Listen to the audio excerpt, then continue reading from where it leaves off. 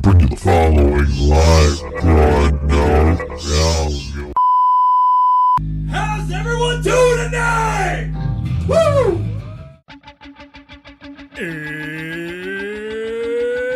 It's Wednesday.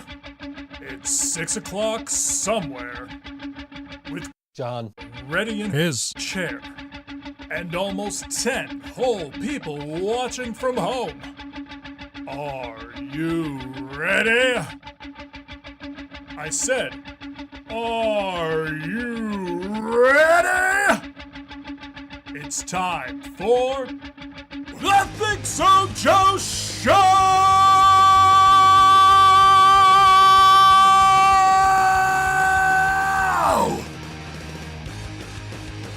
It is time for the ThinkSoJoE Show. John, not ready in his chair yet, though, to be fair to John, there is a bunch of construction going on right outside my door. And so there is no parking on my street. So John had to find a place to park and then walk here. So who knows where John ended up having to park. I guess we're going to find out as we go along. Did that just pop up with the latest alert? The latest alert is from 2 months ago. Y'all need to start tipping or following or subscribing or whatever, man. Because, like, that's, yeah. That's the last time somebody did anything. Other than Jasmine did pay me like $10 a couple of weeks ago because John was ready in his chair. Which she did not actually have to do. So, yeah, construction going on outside my house today. They sent a letter out a couple of weeks ago, and it said, don't park on the street between these dates because we're going to be tearing up the street and we're going to be repaving. And I completely forgot about it. And then luckily I went outside when I woke up today and was able to text John and be like, hey, there's no parking on my street, bro. I don't know till when, but there's no parking on my street. So after I took a shower and ate lunch, I was like, let me go see how there's signs posted. So I went and found the signs and I was like, how long, when I had to walk a little bit because there was none on the side, on the pole in front of my house. So I had to walk a little bit down the street and I saw the sign said 7 a.m. to 7 p.m. So I texted John, I'm like, dude, no parking on my street until 7 o'clock. So who knows where the fuck John is going to end up parking. Maybe John just got the idea in his head, hey, maybe I just won't show up till 7 o'clock and then I can park right in front of the house. I don't know. We'll find out. He's on his way, I think. So, yeah. I'm also not looking at the right chat. So if you guys are chatting, I haven't seen any of it. Oh, wait, I am looking at the right chat. Never mind. Okay, just nobody's chatting. So that'll make for a fun however long until John gets here. Because I had a discussion I wanted to have with you guys. You guys aren't even here.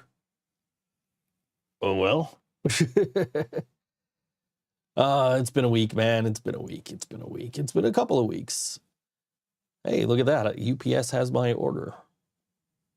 Jeez. I got lots of shipping notifications. That's been a couple of weeks, man. We haven't seen you guys. We took the week off last week. John couldn't make it and I couldn't find a co-host. So, screw it. I don't feel like, also I meant to put out a post saying, hey, if anybody wants to co-host the show that has a show coming up this weekend, wants to plug it, you know, and I forgot because I'm dumb, I guess. Anyway.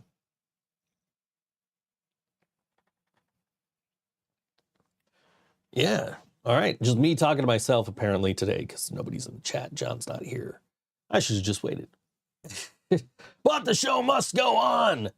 Yeah, a couple of weeks ago, I dragged John out to a show. We went and saw the band First to 11, which is a cover band that I follow on YouTube. And I was like, John was like, what are you doing tomorrow? I'm like, I don't fucking know. I'm like, this is what I'm doing. He's like, oh, I don't have any plans. I'm coming with you. Like, okay, cool. Hi, Mark. Good to see you. I also hear the door. I heard the door. Either that or my cat's broken. I don't know. But yeah, I dragged John to a show. There's John. You made it. Oh, I have to walk a freaking 2 blocks. That's why I texted you earlier. Just like, hey, I don't think you can park on my street till 7 o'clock. Nice jersey. Yeah, nice jersey, right? You like it? You got a new jersey. I got a haircut. Yeah, John got a haircut. Yeah. John gets to go to like all these shows now. Oh yeah. Like without even planning to go to these shows. There's a new one too. New one? Oh yeah, I'll get to that point. It's already. I think it's on. No, it's not. Yeah, turn it on. I thought I turned it on. I did not. What's up, everybody? Yeah, John got to go see First to 11 last week. And then I saw Microwave last night. Saw Microwave last night. And then a new tour has been announced. Yeah. Falling in Reverse. Oh boy, you have fun with that one. Tech 9 and Black Belt Brides. That sounds like my worst fucking nightmare. So you have fun with that one. I'm also dragging you next week to see Living Color. Living Color, yes. Yeah, I'm since we don't practice on Thursdays anymore. I'm stoked for Living Color. Like I was planning on asking if we could take the week off, and then it was like, oh, we can't practice on Thursdays anymore. I'm like, oh shit, that means I could go to see Living Color. Yeah. So, ho, John. Oh. I think he meant hi. Oh, hi. But he said ho. Oh. Tough guy. Yeah, so I dragged you. Well, you called me the night before, and you're like, what are you doing tomorrow? I don't have anything to do. I'm like, I'm going to see First to 11. You want to go? You're like, yeah, okay. And then you got all excited because she played Sweet Child of Mine. No, I didn't get excited. You got excited. I got video proof. You got Inner Sandman. I got video proof of you smiling because they played Sweet Child of Mine. No, that wasn't a happy smile. That was like, you motherfucker. That was a smile because I was like, John, there's a pretty girl singing your favorite song. Smile. She was very pretty. Yes. But I had to blame you and Brian because you guys were loving it. Oh yeah, of course. Let's see. I've seen Metallica 13 times. You figure 3 of those times were 2. So I've seen them play Enter Sandman 10 times. Yeah. So, I don't need to see somebody else do it. It's like I saw a video on Instagram yesterday. It was Kelly Clarkson singing Sad But True. It's like, how many more people do we need to have singing songs from the fucking Black Album? They released an entire fucking album. Wait, she really sang that? Kelly Clarkson, yeah. I have to look that up. It was actually pretty good. But like the fact is, like, we don't need any more people singing songs from the Black Album. 2 years ago, they released an album called The Blacklist, and every single song on the Black Album was covered on that album multiple times. Mm-hmm. We don't need any more covers of any of the songs. Enter Sandman, Sad But True, The Unforgiven, Holier Than Thou, any of that shit. Don't need any more fucking covers of them. And I never want to hear Weezer cover Metallica ever again. Give me Snoop Dogg over them. What happened? Oh, they were fucking terrible. Their cover was terrible of Enter Sandman. So you think they did better when they did Africa? Yes. Yes, absolutely. Especially because Weird Al was in the video. And also they did the other one. Well, they did a whole bunch of whole cover album there. Yeah. So, yeah. So stay away from Metallica, you're trying to tell them. No, just don't play anything. Well, first of all, Weezer, stay the fuck away from Metallica in general. But no more fucking cover songs of songs off the fucking Black Album. It's been done to death. No more. First to 11 gets away with it because that's their whole fucking shtick. But like, are you gonna wear that on stage? No, man. This is gonna be fucking warm on stage. I'm probably not even gonna wear it through this whole show. I just wanted to show it off. I wanted you to see it. So good. I wanted you to see it in person, actually. I got this right here. We ran out of patches at our last show. We sold our last patch, so we got new patches. Just like the old ones, except better. And there. Yeah. Look professional. Yeah. Yeah. I don't know that I know what I'm doing. So yeah, you can get these at our next show, which is May something or other. 25th? 25th. 25th. Okay. Rock and Roll Heaven. At Rock and Roll Heaven in West Seneca. Or you could skip that one and come to the Punk Rock Prom June 8th. Tickets are on sale now. Or skip both of those. We're playing in August, our anniversary show. We need one more band we got to find. Mm-hmm. Somebody reached out to us today looking for a band for July, but we're playing the night before. So I told them, hey, check out the DredNeks. Who we're playing on the show today, actually. So, and since you got here late, I'm going to check that. Check the door. I'm going to check that door. So that's the last thing I need is more cats. It looks like it is closed this time. It is, in fact, closed this time. Good job, John. I did it. You did it. Congratulations. Hi, Steph. Steph's here. It didn't take John long to find parking. It did not. He found enough.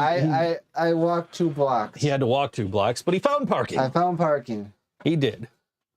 You successfully found parking. I think it's a parking spot, but I saw the other cars parked on that same road, that same side, so I'll just... Yeah, luckily I went outside earlier and saw that they were digging up the road. I'm like, oh shit, John can't park here. And texted you like, hey, I'll get back to you with when you can park here. But not till 7 o'clock, so work is slow, so she's sitting at her desk dying internally.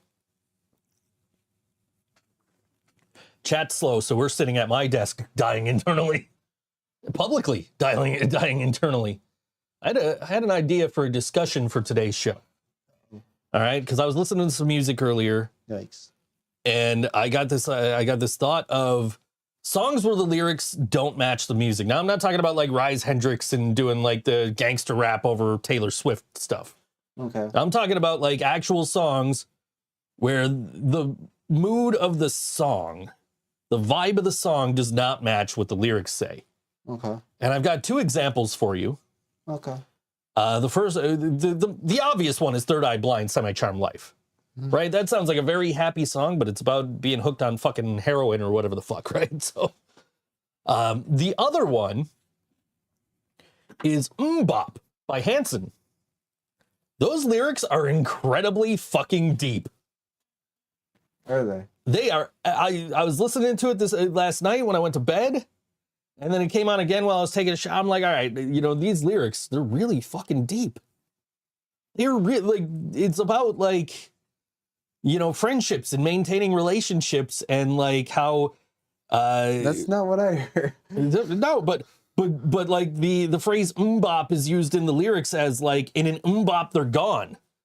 So, like, that's used as, like, a very microscopic amount of time.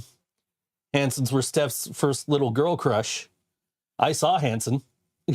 I thought they were girls when I first seen them. Everybody thought they were girls when they first saw. I saw Hanson at the fucking what do you call it? Where the orchestra plays. The name will come to me at some point. But I saw them with the orchestra. They played with the Buffalo Philharmonic. It was fucking amazing. But yeah, if you listen to the lyrics of Bop, they're surprisingly fucking deep. So that's what I wanted to discuss with you and the chat is if you... Client Hands, yes, that's the place. Is if anybody has any other examples of songs that are, like, surprisingly... that don't match their lyric, don't match the vibe of the music. My Wayne Stock t-shirt is on its way, by the way. Wayne Stock. Super excited. I've been waiting for that. Wayne Stock. I got a thing on Facebook the other day. It's like, have you ordered from this company? I'm like, yeah, come to think of it, where the fuck is my shirt? And then I went on their website and it's like, oh, we're still working on it. Like, okay, cool. So I'm not gonna answer this survey because I don't know how this, like, as far as I know, I'm still getting this shirt, but it is just shipped. So Steph has one, but she thinks we all know where it's going. I'm sure it's probably Taylor Swift. Hey, Tay. Yeah. Her lyrics are fucking deep. Yeah, they are. Which, somewhere around here I have... Where's my face? Where's your face? Oh, you're buried. You're buried behind my thing here, yeah. You can just look up top. You're up there. Oh. But I'm so used to looking at this screen. I got this right here. Taylor Swift, Tortured Poets Department. She says, I Could Do It With a Broken Heart, which I believe is on this album. Yeah, there it is right there. First song on side D. By the way, can we talk about how records do not need to always be fucking 2 albums now? Like I went out the other day because you guys paid me band rent in cash. So I walked into Revolver with like $200 cash. I walked out with like $20 cash. Damn. Yeah. Yeah, the fill day. Well, but I get home and like every fucking album is a double LP now. It's like, why? Like I got Tribe Called Quest, right? And that's a double LP, which means you have like 9 minutes of music on each side. So you get 3 songs, then you got to get up and flip the fucking record over. 3 more songs, then you got to get up and put the other record on. 3 more songs, you got to get up and flip the fucking, like, God damn it, man. Like, it's a good exercise routine, I guess, but like, it's just like, why? It doesn't need to be a double L. Everything does not need to be a double LP. The Taylor Swift record, yeah, I can see that because it's a lot of songs. Mm-hmm. That's why I haven't listened to any vinyl in the last 4 years. Too lazy to, yeah.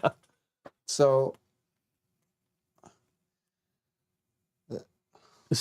I mean, I got all this here and all this here, and I can't get to half of it because like stuff's in the way. And you buy records. Like at shows. Obviously, I buy records at shows. Yeah. I got some in the stack back there. A couple of Doping the Void records. I've been with you when you did that. Like, I bought you a record at a show. I bought you that Working Class Stiffs record. Mm-hmm. Then you brought me that Christmas record. Yeah, the what is that?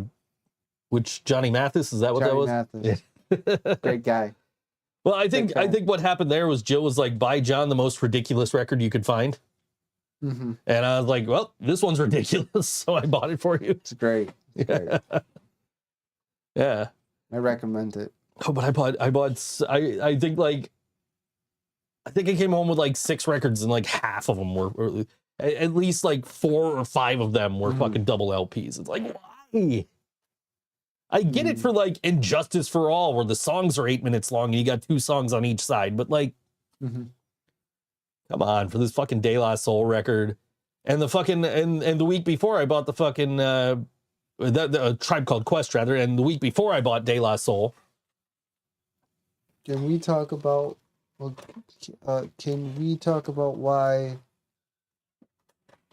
cassette tapes are trying to make a comeback? What the fuck? This is the band Holdout from Buffalo. Oh my god. Got their cassettes right here next to me. Oh, there's a whole thing of cassettes behind me too. Holy shit. The 90s are coming back, everybody. So our original singer, Katie, is a tape collector. Oh, I knew that. And of course, Brian and I were both record collectors. So when we did the 4 copies of Falls Count Anywhere, which John gave his away. I can need another one of that. I'm gonna keep asking you. With 2024, I mean, everything's gonna have 2024 price. I think I don't know what I paid for these. I need to frame it next time. Yeah, you do. And I can't get it back because she moved. Right. So we got the 4 copies made on vinyl, and I was gonna try and get some made on cassette, and I just never followed through with it. So, and then there's a thing I've been seeing a sponsored ad for. Record your Spotify playlist to cassette. We're going to send you a cassette recorder, and we're going to send you an aux cable, and we're going to send you blank cassettes. And then you just hook it into your computer and you hit record. Like, I have this. I can just hit record on this and do it through Bluetooth. I don't need all that fancy shit. The tape recorder looked like the old fucking like Tandy fucking tape recorder I had when I was a kid, though. So that was like, I kind of want it, but I don't want to spend whatever the fuck they're charging. Yeah. So just moving music around, what's the actual point? I don't know. Literally, I mean... I didn't know they were making a comeback, cassette tapes. Yeah, I mean, people are buying them. I've been buying them. What's next? Dial up internet again? Fuck no. Fuck no with that dial-up internet shit. That was annoying. Shit takes too long to load now. We don't need no fucking dial-up internet. Hopefully purple ketchup. Yeah, purple ketchup. You remember purple ketchup? I think they had green too. Yeah, fucking I Heinz, remember yeah. that. Oh my god. Yeah. I saw in a group I was in the other day, it was like, you know, a carton of Coke, like Yeah. Coca-Cola. And I'm just like, you know, I may be old, but I am not that fucking Yeah. old. I still appreciate CD players, like the little mini ones. Yeah. I had them in high school. I tell you, I mean, like all this shit, all the vinyl, all the CDs, all the tapes, right here. On the phone. I like instant access to all of it. There's something about vinyl, you know, that is, and I didn't realize it until the first time I heard Master of Puppets, the album. And I heard the song Sanitarium on vinyl. The first time I heard that, I'm like, oh, I get it. And then I went out and I bought the Black Album because I wanted to hear The Unforgiven on vinyl. And now I own 2 copies of that at least. And like, I own over 700 fucking records. But then I saw like Revolver was selling tapes. And I'm like, ooh, tapes. So I started buying tapes. And then I have hundreds of CDs still. Mm-hmm. And I'm sitting here the other day, and I had some lights hooked up because like I said, we saw First to 11, and we were looking at their lights. They were cool lights. Like they were, what I say, they were like $1,200, right? Yeah, but it wasn't their lights, I found out. Supposedly wasn't their lights. $1,200 sets of lights. They had 2 of them. And I have this like $300 or $400 set that I bought for when I DJ. And I'm like, okay, you know, let me fuck with these. Let's see what I can do with them. So I hooked them up to the controller. I'm sitting here, and then I was like, let me play them with the sound. Because like they're sound activated too. So I sat here and I was like going through radio stations, and I was like, you know what, fuck it. I'm just going to put on I put on a pop music station on Google YouTube Music and played it on my Bluetooth on my stereo. Yeah. Then I was like, okay, I don't have to get up and flip records. I don't have to get up and put a CD in. I don't have to worry about what the fuck's coming on the radio. Mm-hmm. And if I don't like the song, I can just hit skip on my phone or on my remote. But I do prefer the sound of vinyl, and I know some people maybe don't hear the difference. I hear it, and that's all that matters to me. So What's the difference? oh, I don't even know how to describe it. Ain't it But- the same? What's that? Ain't it like the same as the CD? No, and the reason being is that vinyl can't do as deep of bass as like digital can. Okay. So it's a warmer tone. They mix it specifically for vinyl, so it sounds a little different. And there's, like I said, the first time I heard Sanitarium by Metallica on vinyl, I was hooked. Play it backwards like Little Nicky. Yeah. That's actually easier to do on a computer, honestly. But Chicago kicks ass. I own that Chicago album too. It's back in the stacks here somewhere. No, In the name of Lucifer.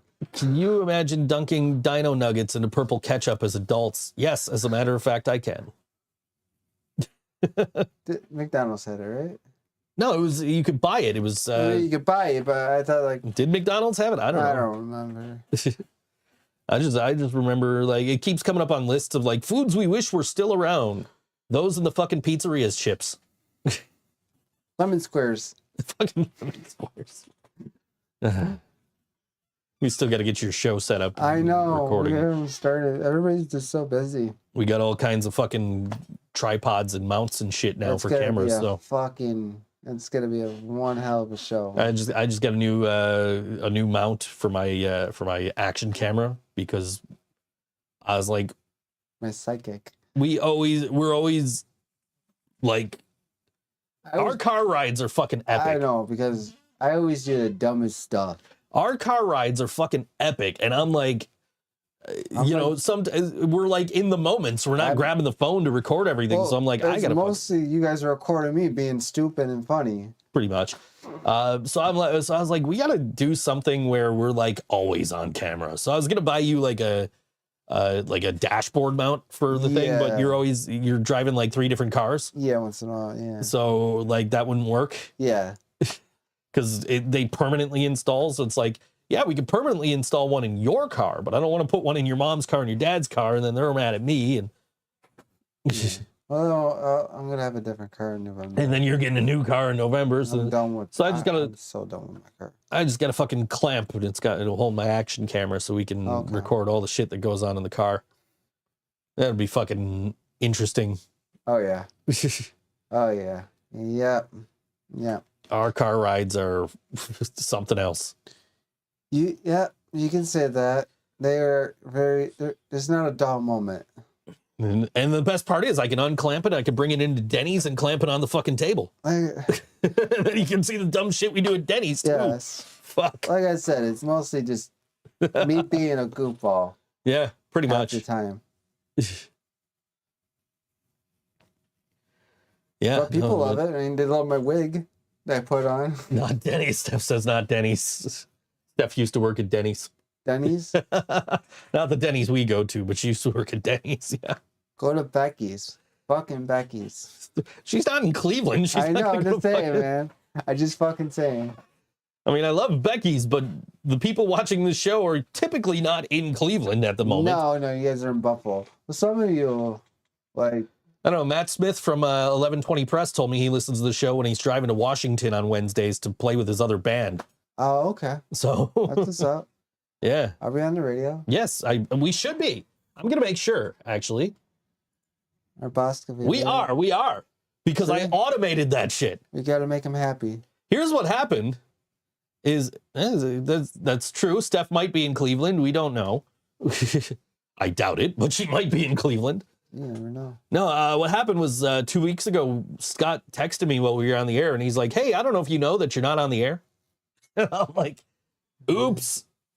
And so sometime within that next week, I was like, I wonder if I can figure out a way to automate recording on this.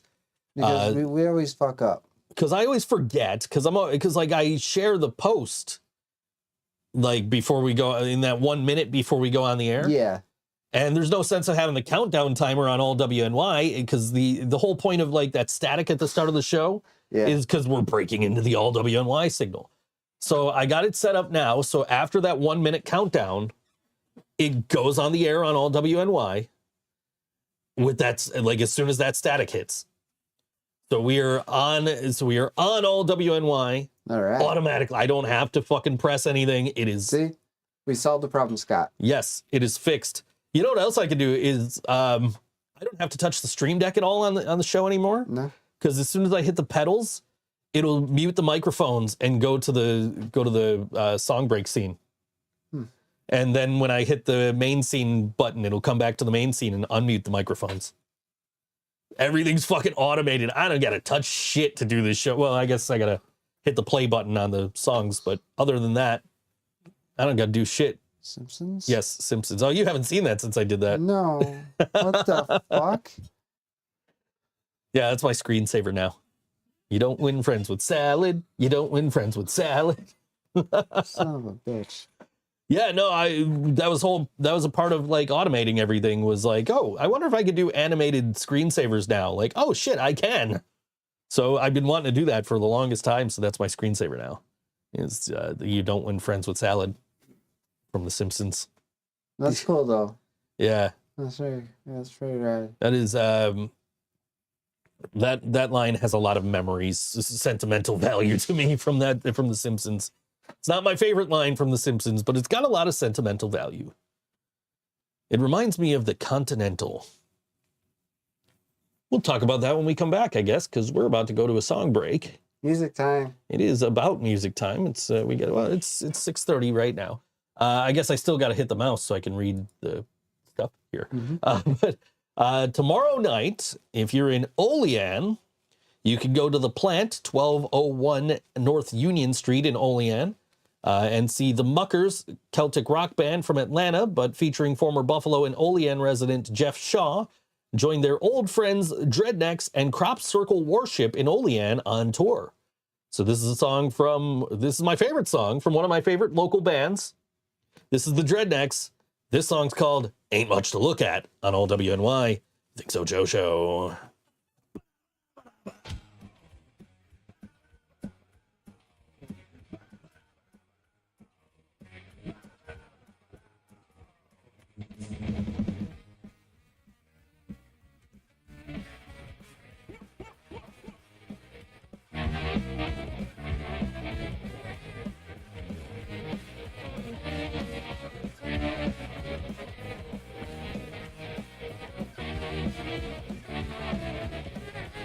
Where you go get ready for the way I look, but when it comes on the faces I wrote the book, you think you're offending me? Well, that just ain't the case, you see. My eyes bug out and make your children shout. My teeth like gold, been this way since I was born.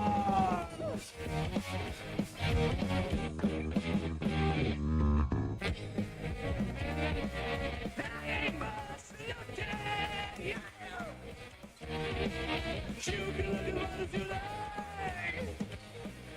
I ain't much looking. You can look at what you like.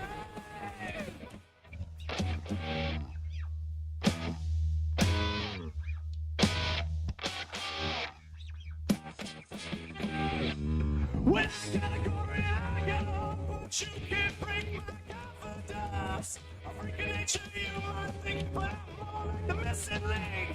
Yeah, my tongue, halfway around my face. I wave my promise in a public place.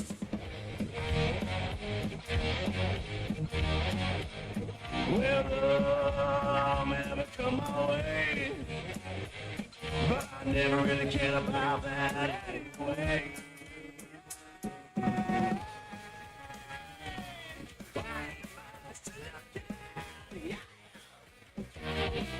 You can look as much as you like. I ain't much to look at. You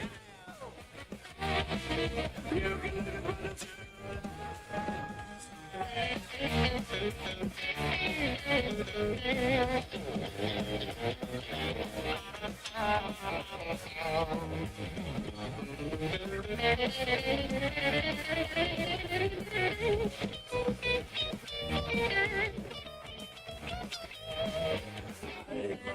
you look at. You can look as much as you like. Ain't much to look at. You can look as much as you like. I ain't much to look at, baby. You can look as much as you like. Much to look at. You can look as much as you like.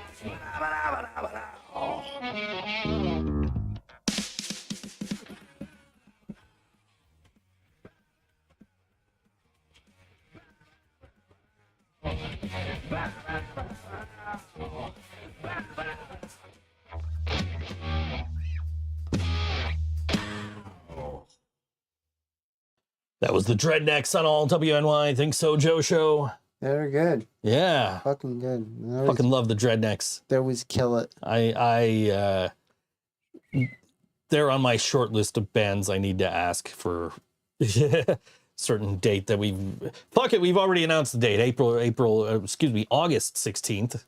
5 fucking years of the living brain dead. 5 fucking years of the living brain dead. John's gonna do laundry, or not laundry, weather. Okay, all right, back. I gotta Do my laundry while you're at it, but I'm gonna teach you guys how to wash clothes and then dry I it. don't know why the fuck And I then said laundry. I'm gonna teach you how to fold them and put them in the basket. Stay tuned, okay? I'll be right back. No, John's gonna do weather, and I'm gonna go try and fix this light that's making noise behind us. Okay. Was that what that noise is? Yeah, it's one of the lights. Hi, I am John with your weather report. Ooh, looks like a good week for us. Oh, okay. No, sorry, bad week for us. But warm.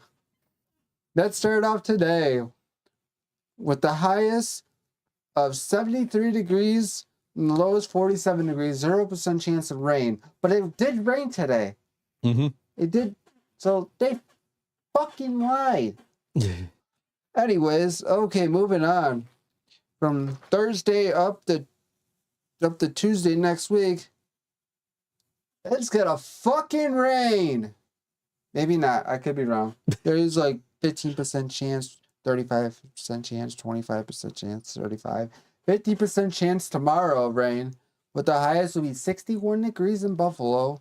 The lowest will be 48 degrees. And then it's gonna go up in the 60s next Friday and Saturday. 61 on Friday, 63 on Saturday.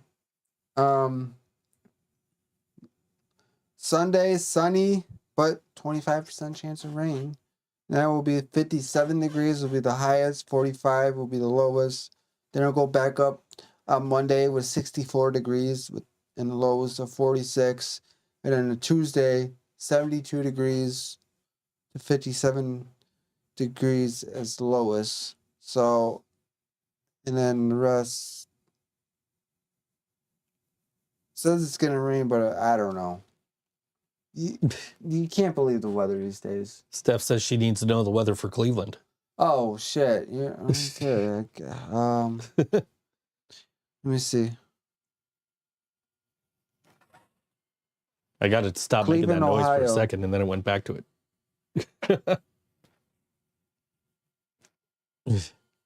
Okay. John's going to get the weather for Cleveland, and I'm going to fix this light again.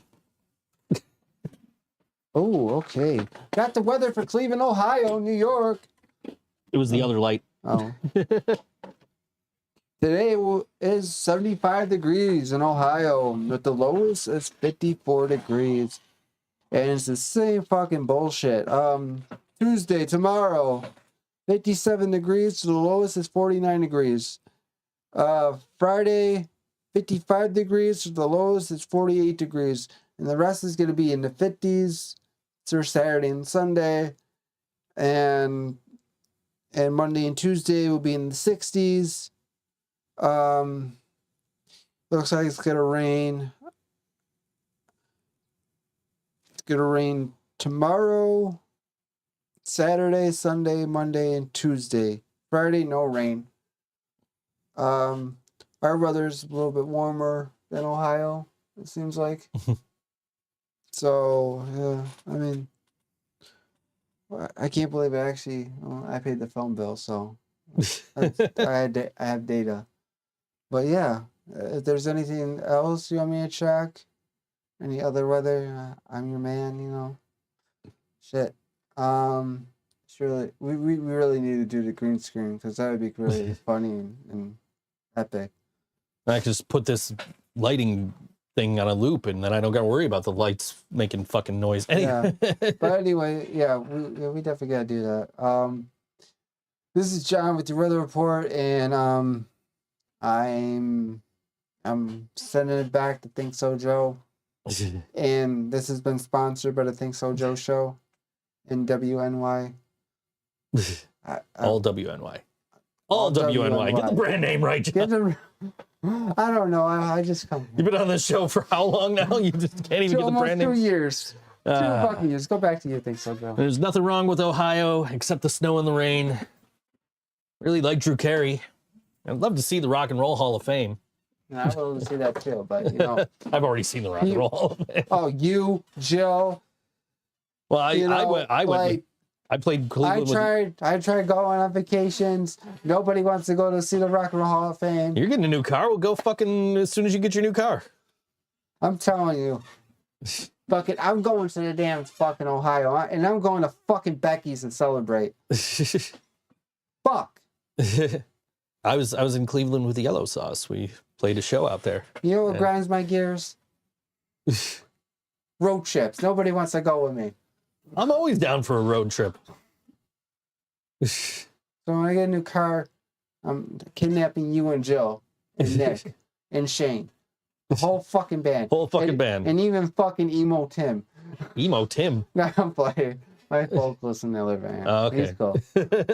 Love you, buddy. But yeah, the Simpsons we were talking about before the break. I remembered what we were talking about before the break. If you can believe that. I never fucking remember what Yeah, we you were... got your Sharpie guy. Yeah, Bill's man speaker lost my fucking Sharpie in Rochester.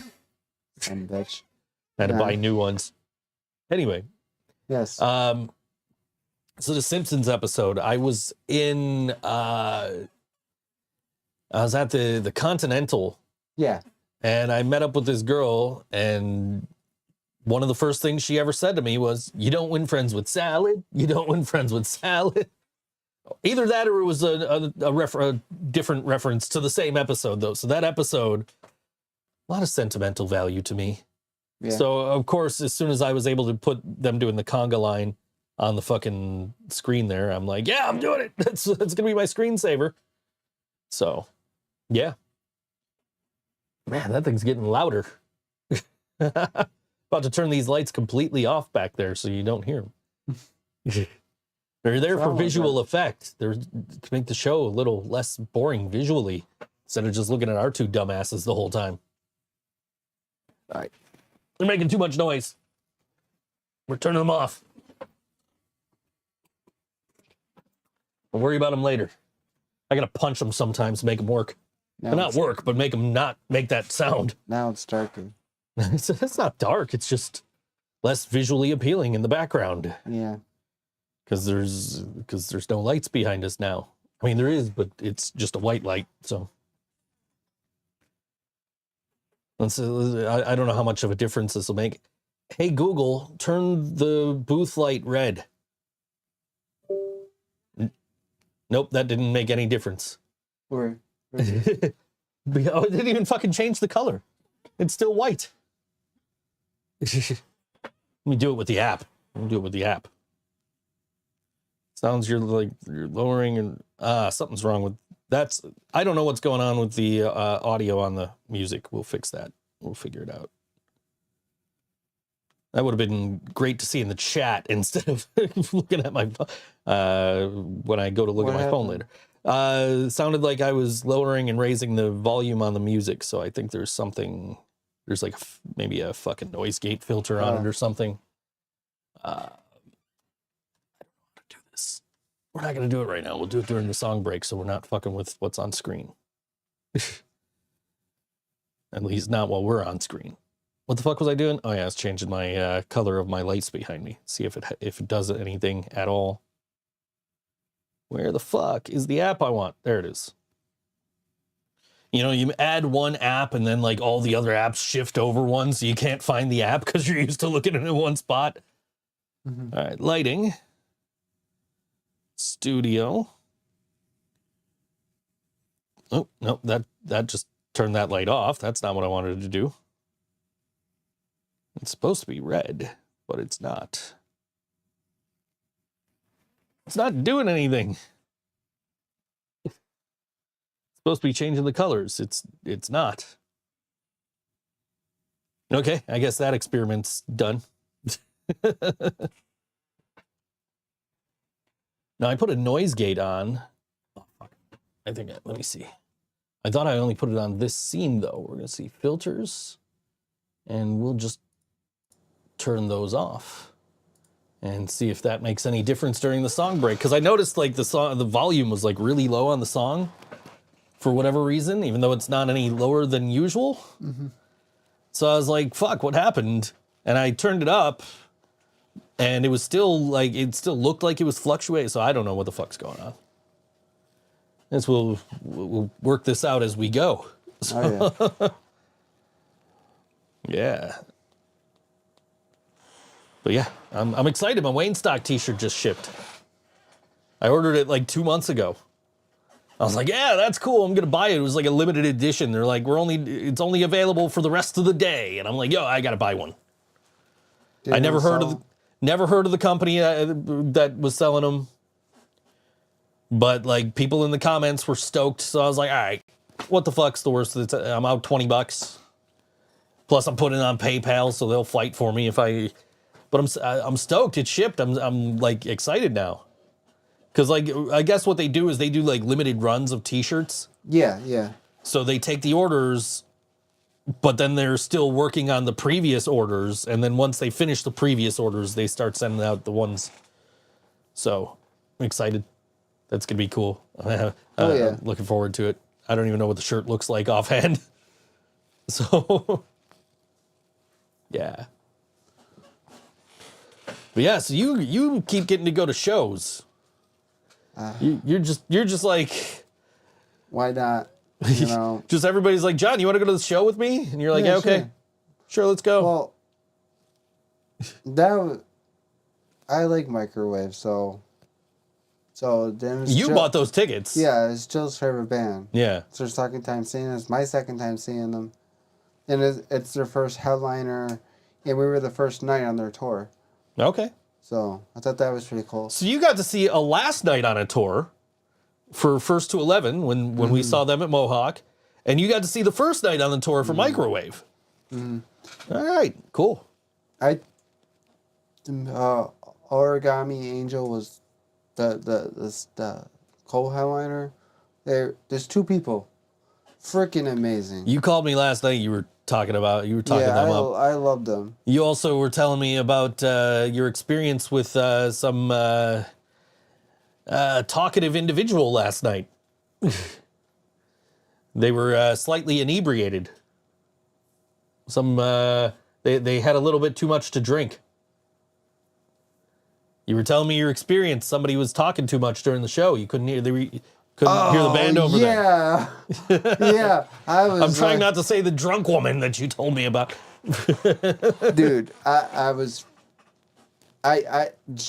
Jill was gonna punch her until the couple next to us, the guy told her, shut the fuck up.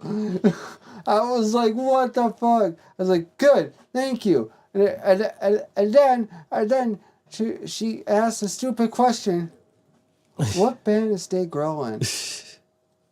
I said, in my head, I was like, you fucking kidding me right now?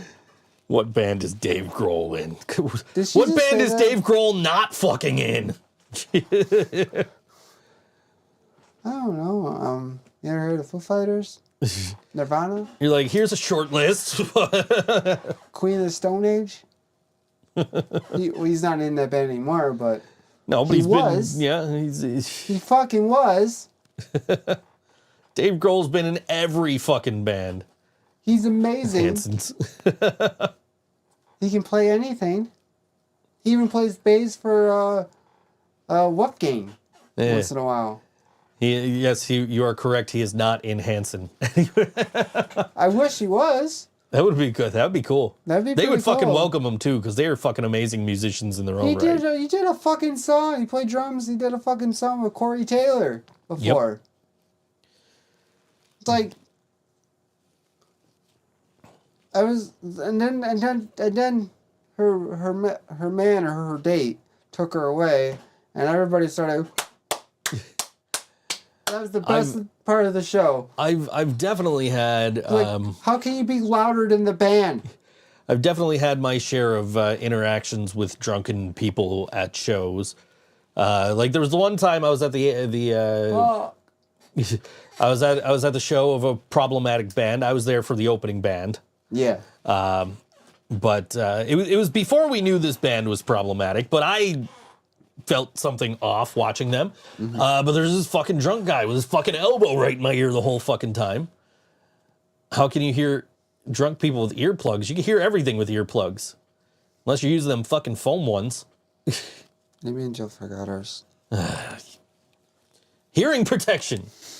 You guys are going to go deaf by the time you're fucking 40. Well, we were in the handicap. Well, we weren't in the handicap thing, but we were right next to it. I saw where you were. I saw Jill's pictures. But, yeah, this guy with his elbow right in my fucking ear the whole time. We almost got into a fight, and I fucking was like, you know what, fucking, I'm not even here to see this band. So I walked to the back of the bar, and I fucking started texting you guys. Yeah. You and Ryan and Katie. And just like, yeah, I'm fucking pissed right now. And I told Karina, you could stay up here and watch them because you want to see them. I don't fucking want to see them. Then I saw that band again at Town Ballroom, and I had a great time, and I enjoyed the band. And then like 3 weeks later, it's like, hey, this singer from this band did this, and it's like, oh fuck, I knew there was something off about that guy. And I own a couple of their fucking t-shirts. I'm like, god damn it, like they're gonna go in the Manson pile. Did you lose a screw out of the chair again? Is that what that was? Somebody dropped a dime. Heads up, still good luck. Oh, that's a penny. Yeah, pennies are good luck. Anyway, I heard something fall. I think it was I think it came out of my pocket. Oh, okay. All right. You're a smart guy. But You moved your guitars. So I can get you a guitar pick. I moved them because Jill and Nick were here the last time we were on the air, and I never fucking moved them back. Oh, there you go. That's yours. This one glows in the dark. Anyway. Then there's this one time we saw Nonpoint in fucking Rochester. And this fucking drunk guy, whole fucking time, he's just like this. He's fucking stumbling around like this, you know. And so they're like, all right, we're about to play a new song off our new album. We haven't released this song yet. So the guy's got his fucking phone up. So I fucking put the horns up right in front of his fucking phone. So he couldn't get the fucking shot he wanted. I'm like, fuck you, dude. You're going to be a fucking drunken asshole. I'm going to be a fucking asshole right back to you because you ain't going to fucking remember this tomorrow. You know? There was a banana guy last night in the pit. Gimmick infringement. Yeah. He was crowd surfing. He got thrown out because he pushed the security guard. And then there's these people in the pit. Like, they're not playing any music. They're playing something like clearly soft. And they're just throwing down. They're all dancing. Like, and I was like, Jill, I think they're on Molly. I do want to talk about mosh pits and particularly crowd surfing and stage diving and oh yes. It's kind of Steph says it's concert week. Who you going yes, to see? It is. Who's Steph going to see? I don't know who's playing. I'm going to share this in the chat. Copy.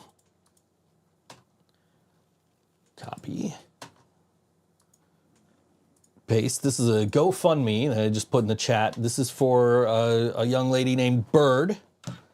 And what happened to Bird was she went to go see the band Trophy Eyes from Australia at Mohawk Place, which is a venue that has a very strict no stage diving policy. 30 seconds into the first fucking song, the lead singer of Trophy Eyes stage dives off the fucking 2-foot stage at Mohawk. 1.5 feet maybe, I don't even know. And then fucking he lands on this girl, breaks her fucking neck. So she is in the hospital with they call it, was her neck? They said catastrophic spinal cord injury. Everybody's saying broken neck. I don't know. I wasn't there. I don't know. I haven't visited her in the hospital because I don't know her. I thought it was her back. Well, it's according to the family, it's a catastrophic back injury, but that is spinal cord injury.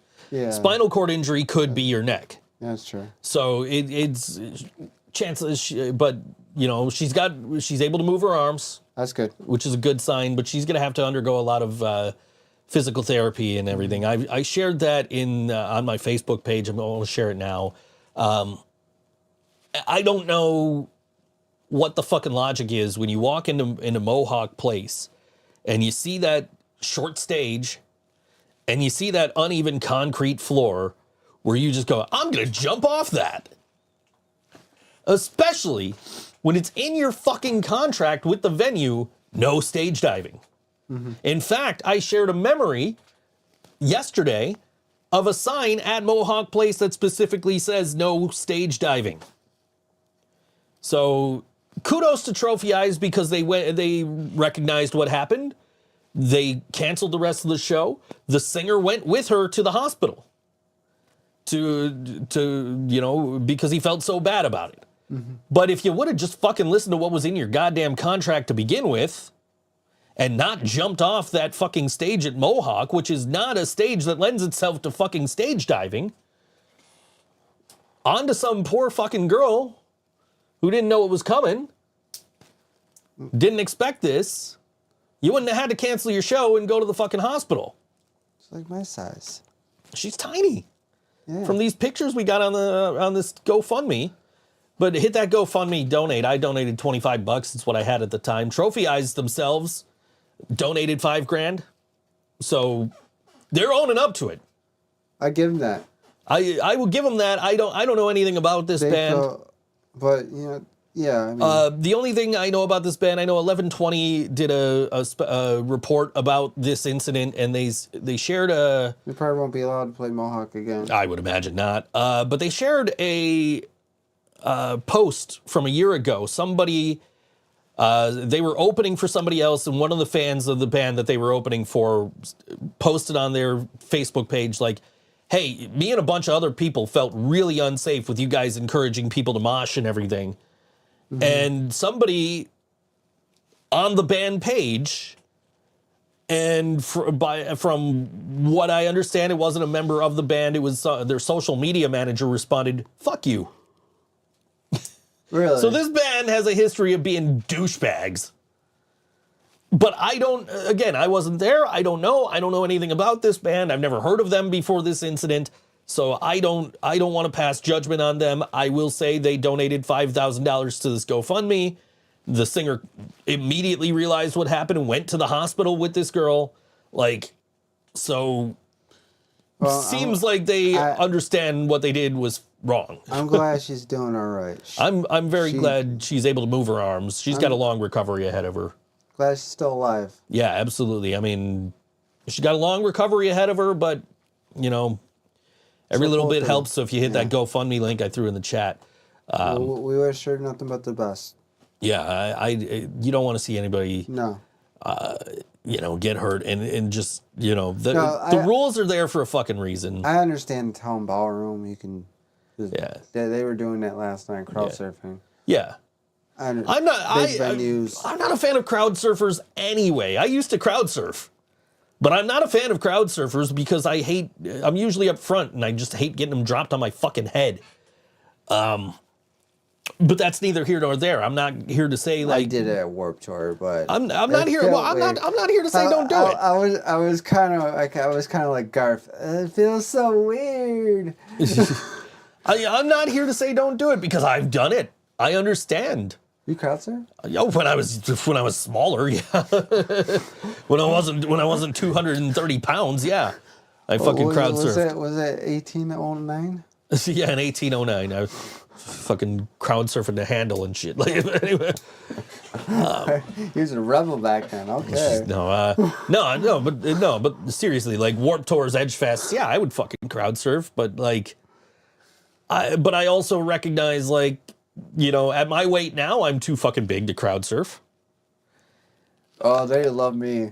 Yeah, if I was your weight, I'd still do it. I would be a beach ball. If I was your weight, I'd still do it. No, but I also, hate having crowd surfers dropped on my head because that's happened to me a bunch of times. All of my worst concert injuries have been at Real Big Fish shows, and they've been because of crowd surfers. Have I tell you the story about Attack? No. Alright, so I'm waiting for them to set up at X Wheels. I'm in the middle of the state. I'm in the middle of in the crowd. And I was like, why am I the only one standing here? They're getting ready their little intro's happening. And then the first scream, I was like, I know what's coming. I was like, oh fuck. Jeff and Rob, I was like, why are you guys way over there? And they're just waving to me. They're just, wait, what?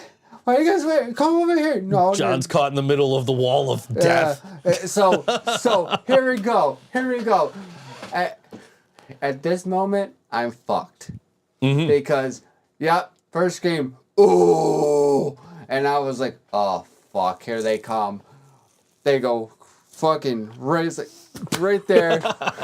They haven't seen me for maybe 5 minutes. I'd say 5 minutes. They haven't seen me because they were telling me they were just looking. We were looking. John just got 5 minutes later, I go flying up in the air 3 feet, and the crowd said, "Whoa, John's alive!" I almost suffocated. Everybody's bumping into me like I couldn't see anything. It was so dark. It was darkness. Well, here's a venue that I don't recommend moshing or crowd surfing at, and that is Revolution Gallery. I'm okay though. I'm alive. Obviously. Revolution Gallery, 1419 Hurdle Avenue. This, when the fuck even is this show? I scrolled down too far. Friday at 7:30 p.m. Come join the Owl Lounge when they return to the legendary Hurdle Avenue art space, the Lounge at Revolution Gallery, with acclaimed Buffalo musician 100% Angel. Doors at 7:30, music at 8:30, $5 at the door. This is Owl Lounge, who I've never heard of before, and we've never played on the show before. Oh, so, all right, debut. Yeah, this will be my first time hearing this song. So, right, this is called Bridges Freeze First on All WNY. ThinkSoJoE Show.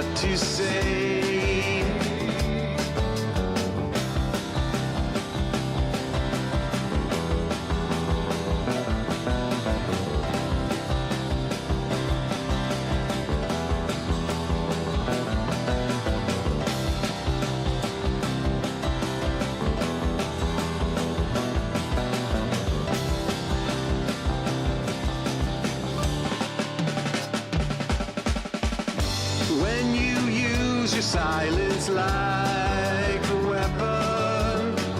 I still know your lines by heart. You wanna keep us all at a distance to stop the bleeding before it starts.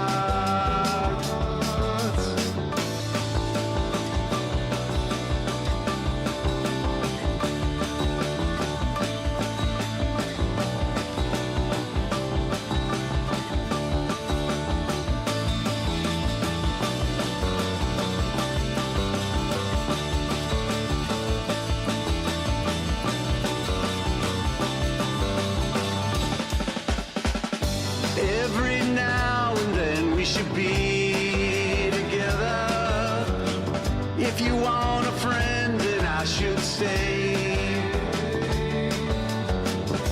When we're all alone, I can't wait any longer. But I never know just what to say.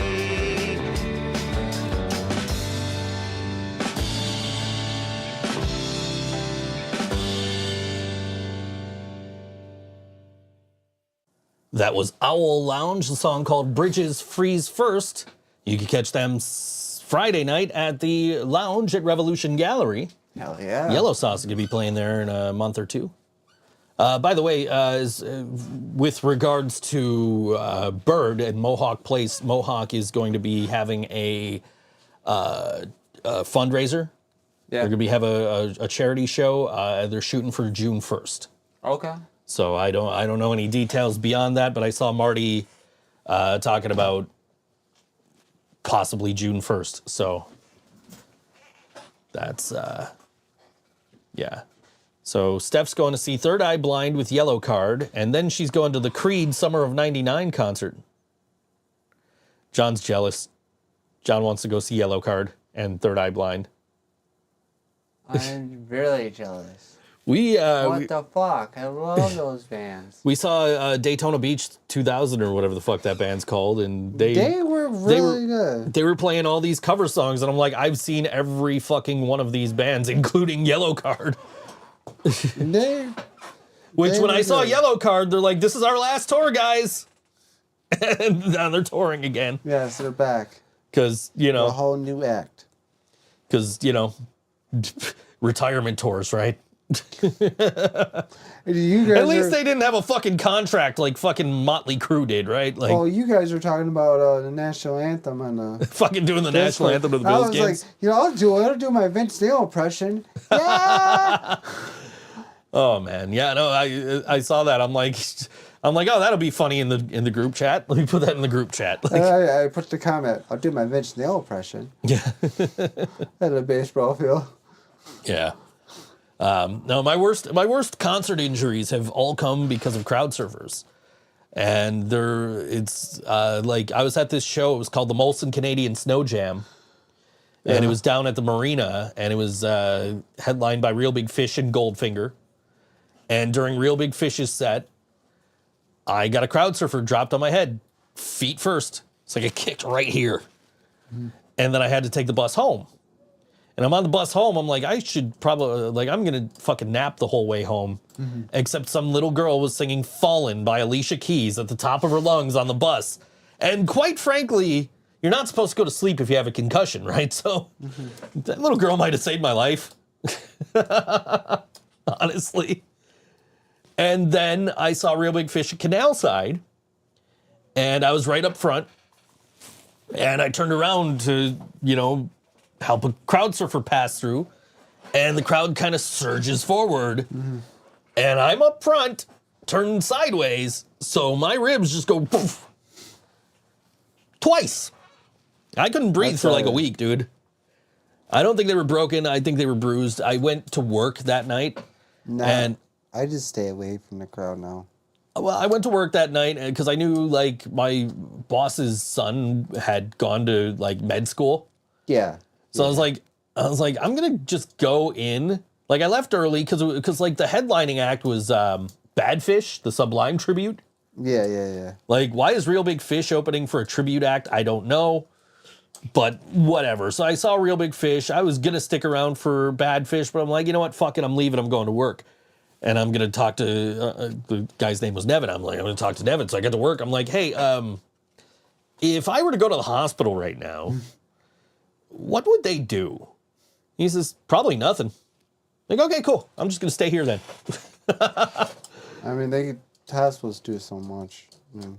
That's what I'm saying. Like, I didn't think there was much they'd be able to do for, like, what I assume were bruised ribs. I don't think they were broken. Is there a hospital next, or is Mercy's the closest hospital? I think Mercy's the closest. That's what I was thinking. Yeah. I mean, it's like the same distance, right, from you guys? I think it's closer to me, but... I think it's closer to you, but is it like another 2 minutes? Yeah, I don't know that I don't think there's another hospital closer to him. Yeah, I was thinking that. Like, I think that's the only closest one. Yeah. Yeah, but yeah, I instead of going to the hospital, I just went to work. Because, like, I figured they weren't going to do it. What the fuck are they going to do if my ribs, even if my rib was broken, what are they going to do? Give you what? Put ice on it? Here's a prescription for some painkillers or something, Yeah, or wrap you up or something. So I'm like, right, exactly. So I'm like, what the fuck? Like, I don't want to spend money to go to the hospital because I didn't have insurance then, just like I don't have insurance now. See, that's going to get you. I'm like, I don't want to go to the hospital and then I get a fucking hospital bill and then Oh boy. If they're not going to be able to do anything, if all it's going to be is an X-ray and like, okay, just stay out of big crowds for 3 weeks or whatever, I'm sick of hospitals. Yeah. I did too much 3 years ago. I'm done. I'm sick of you being in hospitals, man. I joined this group the other day and it was like, one of the questions to join the group was like, tell us something really unbelievable that happened to you. I'm like, well, it didn't happen to me, but this is what happened to my best friend. I told them a story about, about you getting the fucking charts mixed up and shit. Like, Yeah. fucking ridiculous shit. I don't trust doctors to begin with, and then that shit happens to you. Fuck that shit. Usually, like, unless I think I'm fucking dying, I'm not going to a doctor. And Brian wasn't gonna take that chance playing that game with you. Right. No, that was like I was feeling off for a few days, and I'm like, partly like, should I go to urgent care in the morning? And then I'm like, nah, I'm okay enough where I don't think I need to go to urgent care. And then I went and, then yesterday I felt better. So I'm like, okay, cool, I'm good. I'm glad I didn't go to urgent care and spend money and fucking, Yeah. But yeah, I went to 7-Eleven the other night, right? And when I got home was when I started feeling off. I went to 7-Eleven and there's these kids hanging out in the store, and I guess they're friends with the clerk or whatever. The clerk's joking around like, hey, we got underage drinking over here. So he says that to me, and I'm like, dude, I ain't checking IDs. That's on you. And the one girl goes, well, it don't matter because I'm 21. And then she goes, no, wait, I'm 22. And the guy goes, you can't even get your age right. A cop's not going to believe you. And I said, look, when you get to my age, you get your age mixed up all the time. And the girl goes, you 20? I'm like, you said I'm 20? She's like, yeah. I'm like, all right, I'll take it. No. I told you this. I know you did. I would have came down I there talked to you that the next set morning. her straight. He is not 20. He is 20 million years old. Okay? Let me tell you something. I would have set her straight. I would have put her in her place and tell her, you are smoking something that is... She was apparently drinking, so... And drinking something is beyond me. But you are wrong about his age. I know about his age. I'm doing this for you, Brian. He's 20 million years old. I could have corrected her and been like, look, my 21st birthday is old enough to drink. His first best friend was a caveman. Okay?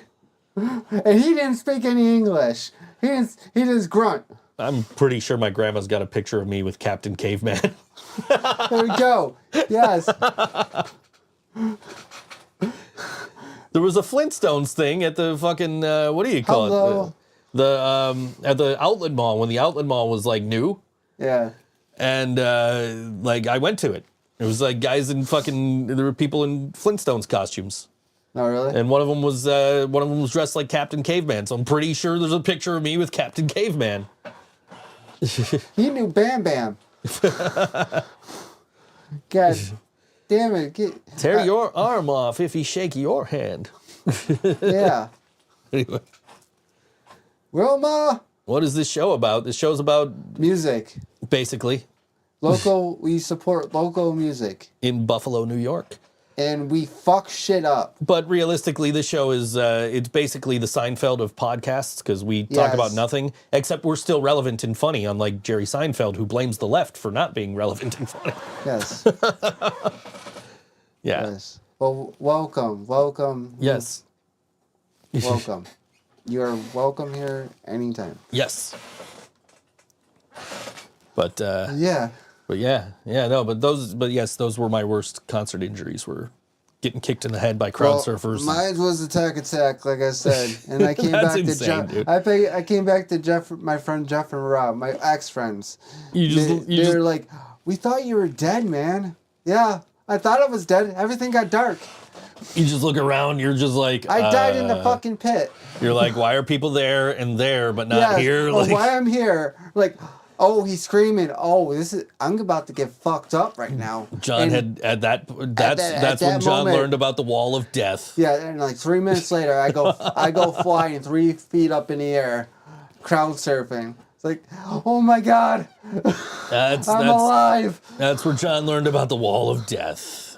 I didn't get the memo. As long as that venue was there, I'd never been to a show. You're supposed to start in the middle of the set, not the beginning of the fucking set. The Wall of Death. Well, That was the last time I saw Attack Attack. I'll say you should have studied that band a little bit more before you went. Yes. I was like... I will say... I was 23. I will say I go to shows without... I'm 36 now. Without knowing... I die now. I will say I go to shows without knowing shit about the bands. Yeah. Like, I have no idea what to expect when I go to shows. Right. Sometimes, like, we went to first to 11. I'm like, am I gonna be the only person here? Like, am I the only person that's actually like going out of my way to see a fucking YouTube cover band? And I got there and I'm like, oh shit, I'm not even the oldest fucking person here. What the fuck? I found fucking John on Wish in the crowd there with that fucking mustache. Yeah. It looked like you if you put on a fucking fake mustache. Yeah. I was thinking about trying that. A little twist. The twirly mustache. Yeah, with the beard. Might be my new look. Yeah, I don't know, man. One of these days. Work for that guy. Might work for me. I don't know. Yeah, I went there, and then you dropped me off at Tudor after for the acoustic show, and it's like it's me sitting with Molly and watching Noah play. Like, and there's nobody else. There's people there that we didn't fucking know. There's like a whole I didn't know different crowd. anybody. Well, you knew somebody there. I didn't know anybody else there. Yeah, I only knew one person. Yeah. One of my homies. I'm like looking around. I'm like, hey, there's John. If we bought him off Wish, take a picture of this, throw it in the group chat. Like, yeah, I had no idea what to like. I even showed up like later than Doors because like I walked by when Doors were opening and it's like, yeah, there's nobody outside. So I just walked around Buffalo. I took some pictures of like some venues that I've played at that aren't venues anymore, like Diablo and the Icon, and look at that! I like this guy. What happened? So I'm guessing the person on the right, beard guy, is around 32, and the ginger is 37. Ha! Who's the old man now?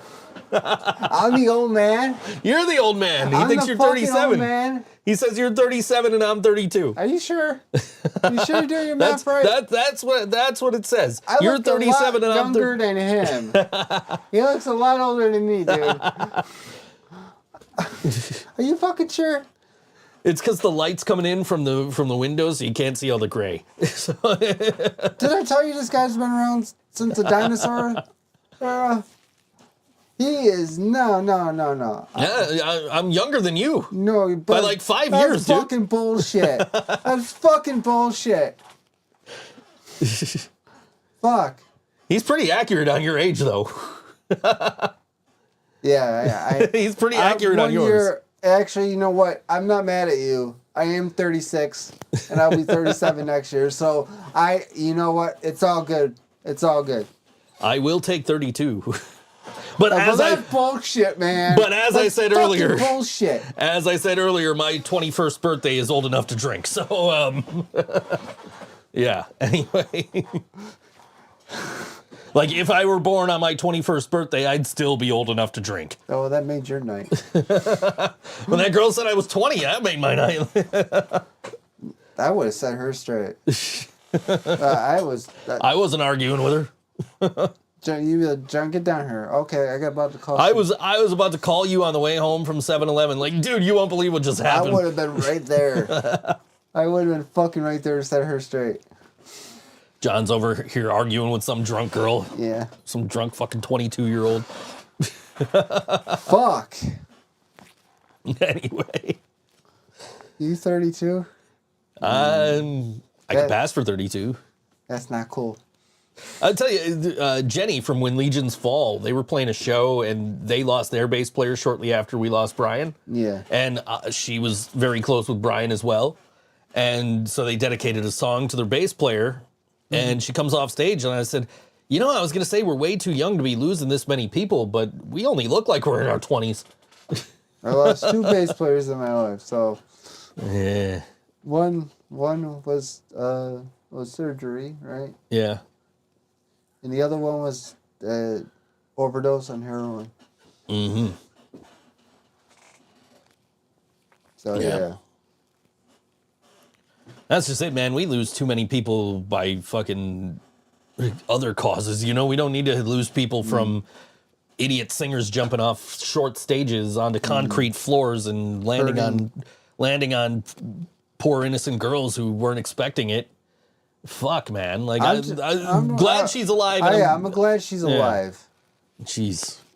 She's moving her hand, so that's a good sign. Hopefully, hopefully this recovery goes well for her. It's just, I read about that. Because, like, here's the thing is we were about to do sponsored ads for the punk rock prom. Yeah.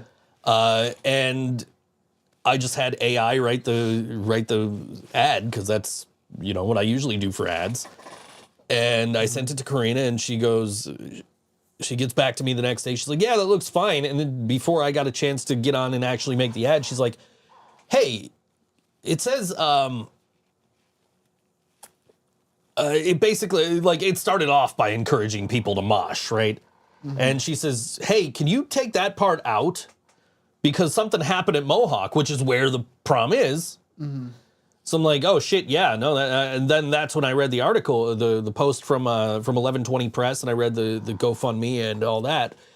And it was like, oh yeah, okay, yeah, I'll definitely take out the part about mosh into the prom or whatever the fuck, right? Whatever stupid. Yeah. And then there was another reference to moshing later in the ad read, so I took that out too. And I'm like, I don't want to put any references to moshing right now because of, especially at a show for Mohawk Place. I don't want to encourage anything, else happening there after what happened to that. Because, it was this is going to be the most un-punk rock thing I ever say, but the rules are there for a fucking reason. Mm. You know what I mean? And by that, I mean, like, the fucking rules about moshing and fucking stage diving, that's a safety fucking thing, man. Mm-hmm. Like, if it's in your fucking contract, mm-hmm. you are told this before you come to this venue, we have a strict no stage diving policy, and you fucking jump off the stage, and now you injured somebody. Yeah. Good on you for fucking donating $5,000, and good on you for going with her to the hospital, but, I mean, if you would have just followed the fucking directions in your fucking email, shit wouldn't have happened. You wouldn't have had to fucking cancel your show. You wouldn't have had to ride in the ambulance with this girl. You wouldn't have had to donate $5,000 out of your band fund or whatever the fuck to this GoFundMe or whatever. I don't know the girl. I donated $25. Because it's what I had at the time. Like, I want to do something. Mm-hmm. I'm not going to be able to play at any of these tribute shows because, one, trying to get all of us together especially a week before we have a show and a week after we have we have a 2-week gap in between shows mm-hmm. when that's going to happen. So I don't want to be like, oh, let's jump on this. Especially because our next show is at Mohawk after that. Yes. And also, but also, like, that was what I could do financially. Was like I threw $25 at the GoFundMe. It ain't much, but if it helps them get towards their goal or whatever. So that's why I wanted to kind of touch on it here, because it's a fucked up situation. This poor girl, has to go through all this surgery and therapy and all this. She's still in the hospital? I would imagine so.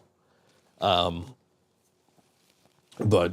This happened like a week ago, right? It was on. I think it was on the 30th. I think it was last Tuesday. You told me when I was at work. It was on lunch. Yeah. I think it was last Tuesday. I called you and you told me about it. Like, what the fuck? Yeah. So I mean, I don't. It's one thing. What the fuck, dude? Yeah, you're going to keep fucking waiting for this. I hate these fucking people who are like, they send me an email, and then they email me 5 minutes later like, hey, I'm waiting for your response. Like, bro, I have a life outside my fucking job. All right? Like, chill. That's going to make me not want to fucking do your job, Anyway, I want to see if I can find what the original text say at tips.thinksojoe.com. If I can find this original text for this. Buy our merch too. Yeah, buy our merch.thinksojoe.com. Did you debut my new shirt? I did not. You were. I'll do that during the song break. Okay. I'm trying to find what this ad originally said. because it was, here it is. Mosh into your memories at the punk rock prom. I removed that line. And then later in the ad, it said, where the fuck? I know there was somewhere in there it said mosh again.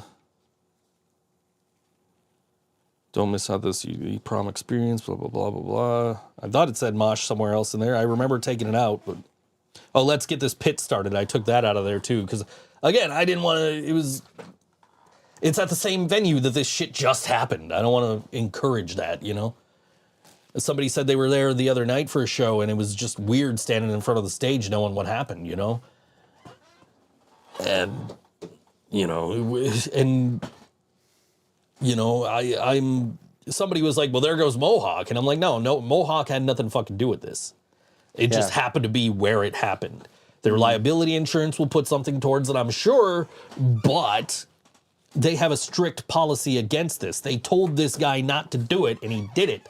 That's not on them. That's on the fucking guy from Trophy Eyes, right? So, you know, it would really suck to lose Mohawk because we've lost enough fucking venues in the last few months. So to lose another one would be fucking shitty. Nothing's been canceled anyways right now. No, everything's still going on as planned. I don't think anything's gonna come of it for Mohawk. We know the rules, so yeah. I mean, so did they, but they didn't fucking follow them. And even so, if Jill jumped off the fucking stage, she doesn't weigh nothing, so you know, or if you fucking I'm not allowed to get hurt. You fucking went all airheads and ran and jumped off the stage. We're gonna make a video of me going to a skate park. Like, hey Joe, going down a ramp with my skateboard. Uh-oh. Well, there's a skate park not far from here, so. You'd be blowing up Joe's phone. What did you make him do this for? You'd be blaming Joe. Yeah. I told you to keep him safe. No. Yeah. But yeah, I mean, it's, you know, it would suck to lose another venue because we lost Stamps and we lost fucking Rapids is gone and the hostel fucking closed. Well, we were never going to play Rapids anyway. So. Well, I mean, no, because we didn't want to fucking play Rapids and... It'd be nice to play Town Ballroom. It would. Get to know the right people. Yeah. No, but yeah, I mean, yeah, I don't think anything's going to come of this as far as, you know, Mohawk, any consequences to Mohawk, because they have a strict, long-standing, no moshing policy. And not no moshing, but no crowd surfing and no fucking... In fact, I got the sign. It's in my fucking memories. I'll read what the sign says here. Hey, that was us. Anyway, this is from 7 years ago. May 6th, I was at Mohawk, and it says, stage diving, crowd riding, pit dicks prohibited. You will be ejected. Enjoy the show. This is 7 years ago. There's a sign on the fucking wall at Mohawk saying, don't fucking stage dive. So when I say it's a long-standing policy, they've been doing this since they fucking reopened. No fucking stage diving. So, yeah. That's 100% on that fucking singer. So hopefully he learns his fucking lesson when they continue their tour, if they haven't already, like, hopefully he doesn't fucking do this again. Because it's so awful for her. Poor fucking girl just goes to a show and now she's not doing anything for a long fucking time. She might never go to a show again. Yeah. No, it's just awful. It's a very tragic thing and it could have been fucking avoided. And we got to go to a song break in a couple of minutes. So I don't really want to get into it, but a couple of days before this incident, I was reading about crowd crushing incidents. And, you know, things that have gone horribly wrong at concerts that could have easily been avoided. And, you know, I do want to talk about that when we come back because that's, okay. Again, it's just shit that could have fucking been avoided. And now this poor girl is fucking laid up in a hospital. She's got to go through all this physical therapy. She had to get surgery on her fucking neck or back or whatever, spinal cord injury. So, You know, that could be the neck, that could be the back, it could be anywhere in be her anything. fucking spinal cord. But from what people have said, it was her neck. And so, you know, you don't want to fuck with that shit. That's bad, you know, real bad. But speaking of shows, I can't imagine a lot of moshing at this one. This is coming up on Saturday at 6 p.m. Phantom Entertainment presents OMS Bess, That Dude Chris, Mac 11, Gray Vass, Wasted Reject, and Jurassic Clark. Saturday, May 11th, doors open at 6 p.m., ages 18 plus, pre-sale tickets, $15 day of show, $15 pre-sale, $20 day of show at the Moose Lodge, 1380 Buffalo Road in Springville, New York, 14141. And this is our dear friend in Wasted Reject. Our homie. Yeah, this song is That called boy. this song's called What's Wrong With Me on All WNY. Think So Joe Show.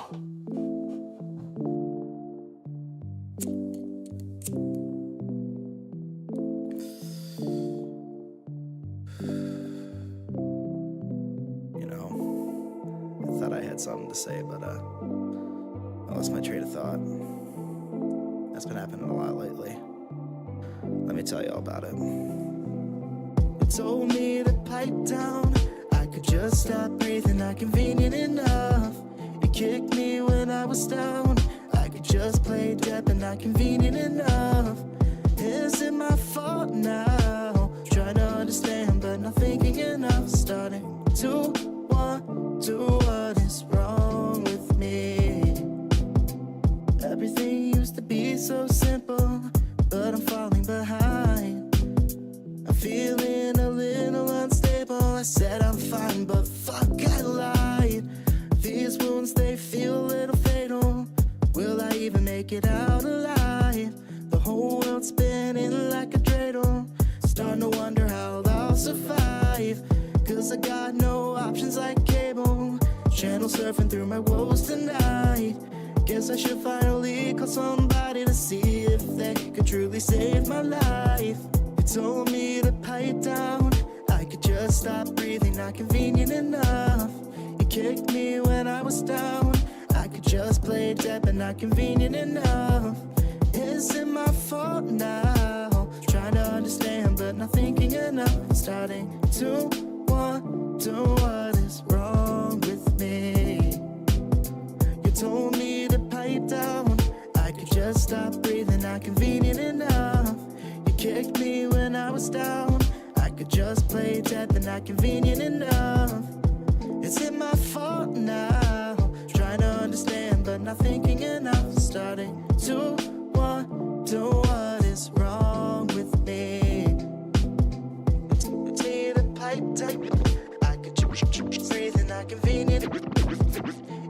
Me when I could just not convenient. I really need to get out of my bed and start living my life.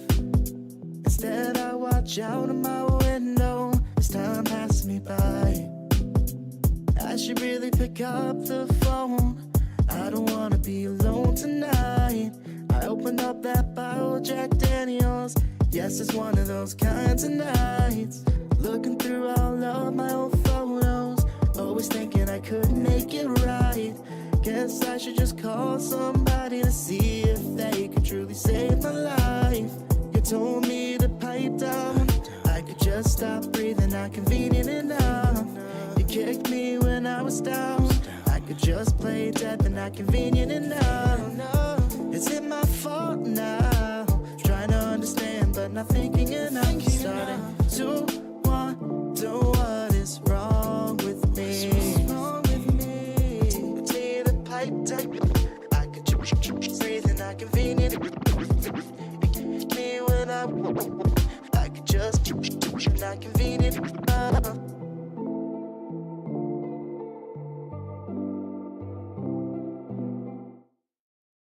That was Wasted Reject on All WNY. Think So Joe Show. He gets better and better. Yeah. Every time we get here. New shirt in the store. It says unpublished on our print page, but it's on the web store, so I don't know what it's on there. Powerhouse Johnny 2x4. Powerhouse Johnny 2x4 t-shirt available now. Yeah. You designed it? Oh. Well, I designed it, but you had the idea, so it was like, all right, I didn't have the idea. My other band called me a powerhouse. Well, right. Like, yeah, John calls me out of the blue, and he's just like, I'm a powerhouse. I'm like, what? Powerhouse. I didn't understand what he said. That's like and the nicest thing that anybody said to me. I didn't understand what he said, and I thought he was like referencing like AEW Powerhouse Hobbs, and I'm like, I didn't see Collision, man. I don't know what happened. He's like, no, I'm a powerhouse. Like, oh, okay. I'm down with every fucking song. Like, let's go. Let's get heavy. Anyway, we were talking before the break about like crowd surfing, crowd crushing incidents, and so I actually kind of went down the rabbit hole. This is before this incident at Mohawk Place, because I wanted to hear about what the fuck was it?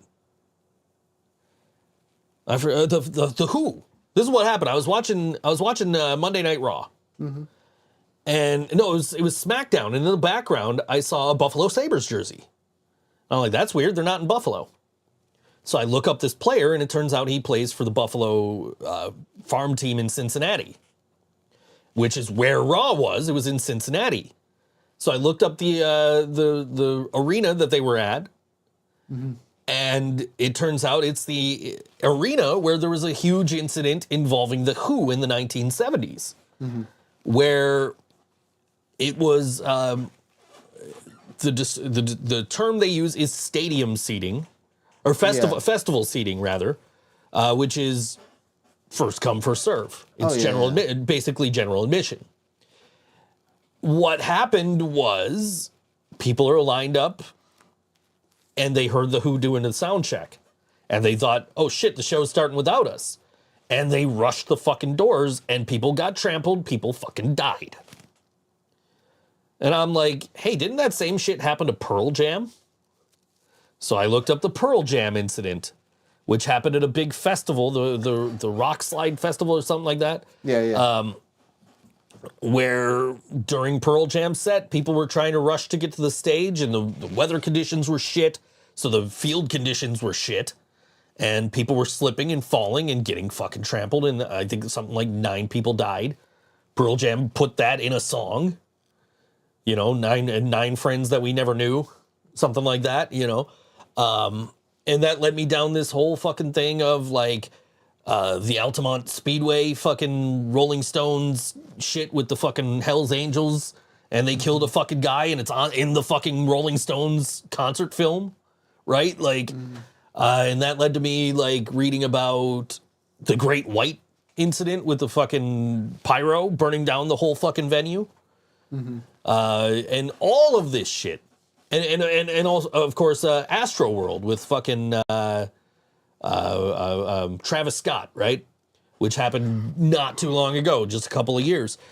I'm reading all of these Wikipedia entries, and the one common thread in every single one of these, they could have been fucking avoided. If people just fucking listened. And not necessarily meaning the crowds. And not necessarily meaning the bands. In pretty much all of these cases, except for fucking Great White. Because they were told don't use fucking pyro and they did it anyway. But also part of the blame for that was on the fucking venue owners who did fucking jail time over this. As did the fucking pyro guy. But he immediately expressed remorse over it and, felt awful about what happened, but he should have fucking listened in the first place.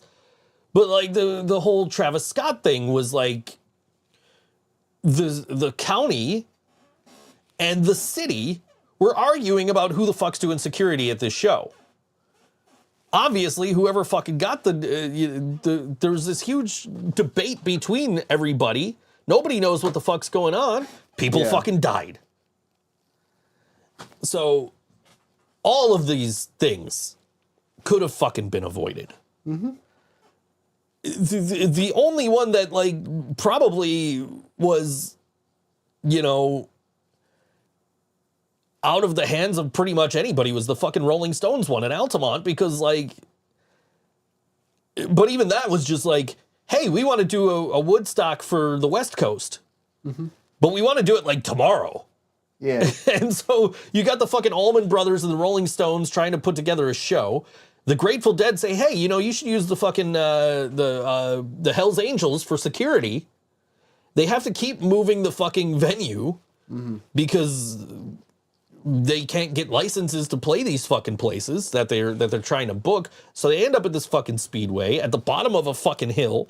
You got the deal they made with the Hells Angels was we'll just give you beer all day. So now you got these fucking drunk ass Hells Angels and a fucking restless crowd and recipe for fucking disaster, right? And people fucking died. At least specifically one person died, but it was in self-defense. It was a member of the crowd. It was a black man. And with racial tensions being what they were at the time, he came to the show armed. He got into a fight with one of the Hells Angels. And then he walks onto the stage, pulls out a fucking gun, points it in the air, and one of the fucking angels takes his ass down. And they end up fucking murdering the guy. And nobody did any fucking jail time over this. It was ruled it was in self-defense because the guy had a fucking gun. So, you know, he didn't know, like, is he going to shoot Mick Jagger? Is he going to shoot me? Is he going to shoot one of my friends? Like, who the fuck's this guy going to shoot? You know? Yeah. So, could have been avoided, but, you know. Again, you know, proper planning, proper fucking security protocols, following fucking instructions. What I mean, for him to do that, I mean, would the Hell Angels really get a... Were they going to sit there and let him fucking shoot Mick Jagger in the face or whatever the fuck he was going to do? And I mean, like, what made him do it? Like, did they tell that they were going to kill him first before he pulled the gun out? So apparently there was some kind of like fight between him and one of the Hells Angels. And he was like, oh, I'm going to fucking do this now. And his girlfriend tried to talk him out of it. And he goes up on stage, pulls out the fucking gun, and one of the angels stabs him 17 fucking times. So His girlfriend watched it. His girlfriend saw it. And it's apparently, if you watch the fucking Rolling Stones concert film that was filmed at that show, this guy is in the fucking film dying. Really? They show the whole death? No, I mean, nobody knew it. Nobody fucking knew it happened.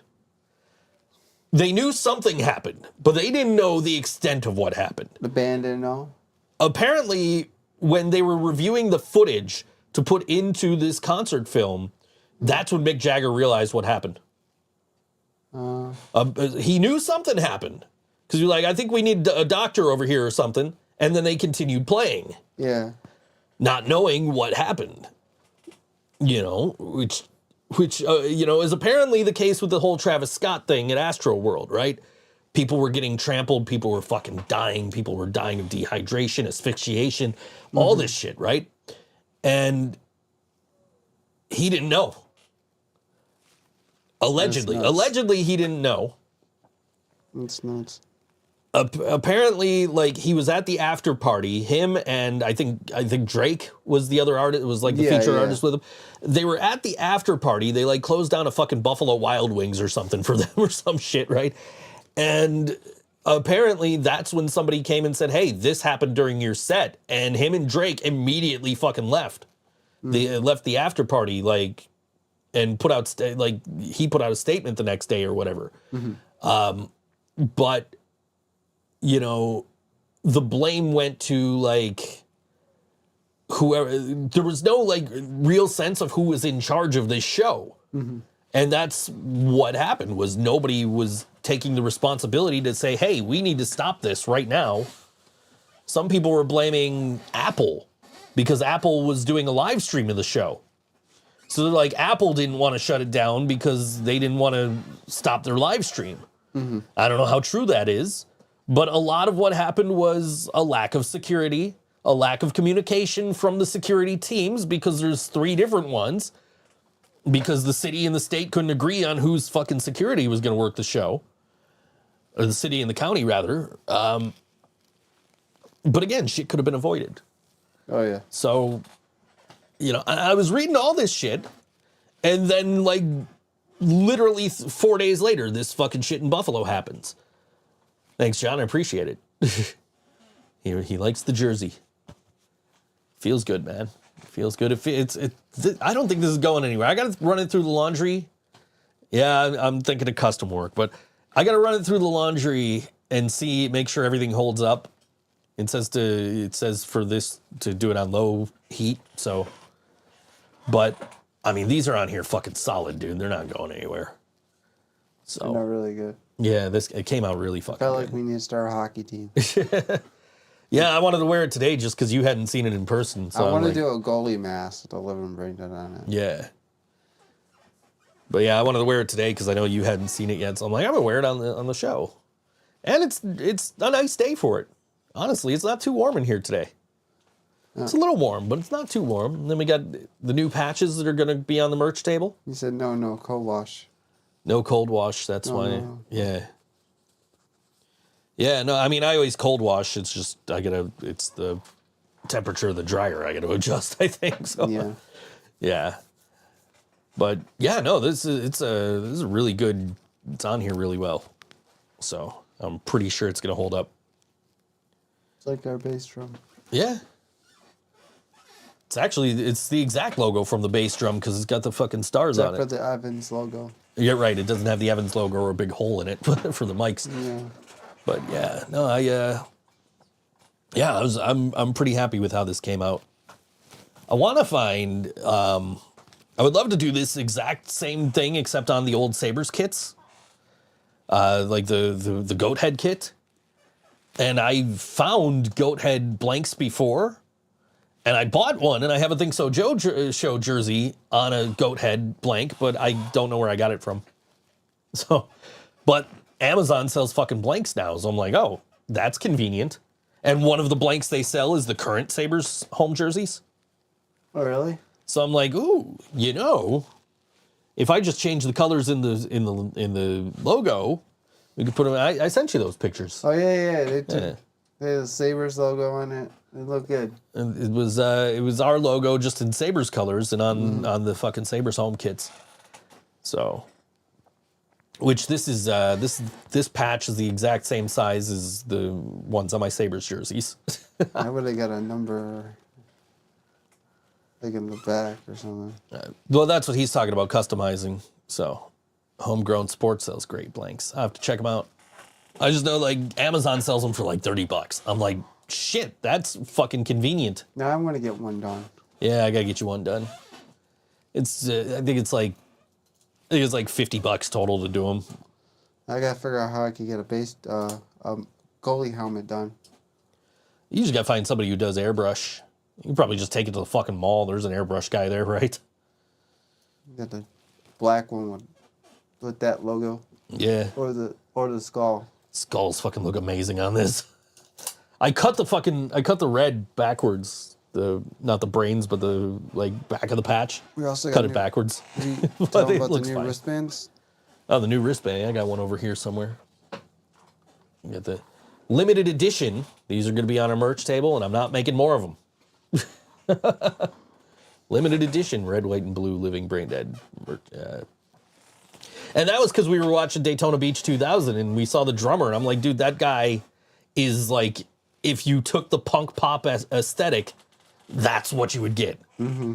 If you just threw like, if you pulled up an AI and put in like pop punk drummer, that's what you would get. Yeah. Was exactly how that guy was dressed. And I was like, you need those fucking red, white, and blue wristbands. You're like, I don't know where to get them. And before we even left, I fucking ordered a 12-pack. I'm like, so I made one for you, and I made like the other 11, and I'm like, I'm just gonna sell these. And then I was like, these came out really fucking good, though, so I'm keeping one for myself. So then I'm also doing a 2-off, one for me and one for Kirsten. It's the I've got mine right here. I haven't printed it yet, but I just ordered hers today. But Ace Pride. I was like, I wonder if I could get an Ace Pride wristband. And I found somebody on Etsy who sells them. So, but they're not selling them at a price that it's like I can make these and sell them. Yeah. They're at a price where I'm like, I can make these and maybe give them to somebody, but like, I'm not charging anybody that much for them. John, what number would be on your jersey? Oh, 6. 6. Okay. That was my number. When I was a kid, Hockey, yeah. we were trying to start up like a water war team with super soakers and shit, right? And so I didn't play sports where I had numbers on my jerseys. They were just like T-shirts with the team name on them, you know. But so I was like, what number would I be if I wanted to play in sports? So now in all the sports games, when I make my character, I'm number 67 because Michael Jordan was 23, 2-3. Mm-hmm. So I was like, huh, I'm gonna be 6'7" instead of 2-3. So like, you know, the numbers, back-to-back numbers, just so 67 has been my number. 6 and 16 because I was 13 once, but 16 is like my favorite player, LaFontaine. So Gotcha.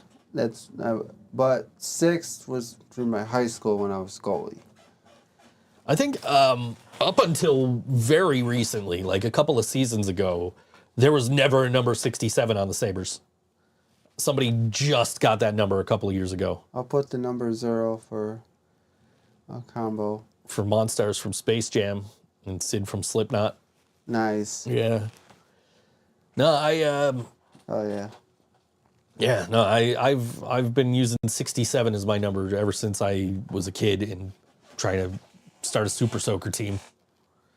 Which, come on, we need to do this summer. Fucking water war between all the fucking bands in Buffalo. Yes, Dodgeball idea didn't work out so well. No, water war. I got water balloons. Oh yeah, man. Fuck yeah, let's do it. Hell yeah. I'm down to buy a new. I have a Super Soaker somewhere, I think, but I don't know where. So I'm down to buy a new one. I still want to do a hockey game. Yes, absolutely. Especially now that we got our own custom jerseys. I gotta see if I still got in as a goalie. Now that we got our own custom jerseys, hell yeah. Go up against any fucking team. Yeah, bring any it. fucking band, bring it. Can't see us. Can't do that. John going full Cena over here. John Cena! And his name is John Cena! Paul Heyman did it great. On SmackDown. Yeah. Yeah. Yeah. No, I'll be your guys. Ross Rhea for your team? Yes. Yeah, no, I like how this came out. It's John could be our coach. yeah. I like how this came out. I used the same technique. That's for these patches. We're gonna have these at the merch table now. So patch prices are going up because the patch quality is going up, but and also the cost of making the patches is going up. Fucking economy these days. Well, I mean, compared to, the old patches we were selling at the merch table, they were like, I fucked up printing a T-shirt, so I cut up the T-shirt and just printed the fucking logo on We got what water was on the bottles scraps. too. Show off the water bottle. The water bottle's available at shop.livingbraindead.com.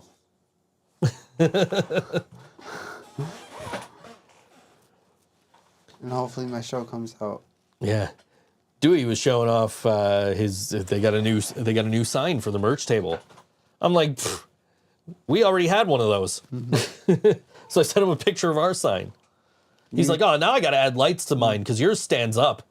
I'm like, yeah, but we already have a light on our table. So I sent him a picture of the merch table. He's like, oh man, I gotta go walk around and look at merch tables and steal ideas. There you go. You have to. John says he'll discount us on our custom work. Okay. Nice. Yeah, I'm happy with how this came out. So I was like the original patch I made it was 7.5 inches. Yeah. Because for whatever reason I was thinking jersey patches were 8. No, they're 11. This is 11. So the 7.5 inch one went on my vest. Oh, nice. So it's on my vest, and then I got the Punk Rock Saves Lives right above it, and I got Brian right below it. And then there's a gap before my white nerdy patch, so I got to figure out what's going in that gap. I don't know. I got to figure it out. But now that I know how to make patches, I can do whatever the fuck I want. And come celebrate with us 5 fucking years of the living brain dead. years.